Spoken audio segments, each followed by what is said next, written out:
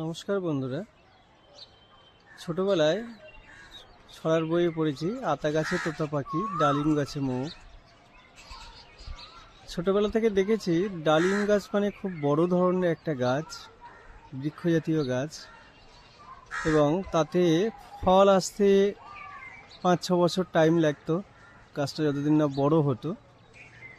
কিন্তু আধুনিক কৃষি প্রযুক্তি এবং বিজ্ঞানের সহায়তায় দুর্দান্ত ভ্যারাইটি এখন চলে এসছে, যেমন গ্রানাডা, GM2, মেক্সিকান, থাই, রোজা ভায়া, এরকম অনেক ভ্যারাইটি, যেগুলোতে কিন্তু ছোট গাছে 1 বছর বা 2 বছরের মধ্যে কিন্তু অনায়াসে প্রচুর পরিমাণে ফলন হচ্ছে। আমার ছাদ বাগানে 9টা থেকে 10টা এরকম বিদেশি এবং দেশি কিছু ভ্যারাইটি আছে, যেগুলো কিন্তু দুর্দান্ত ফলন পাচ্ছে।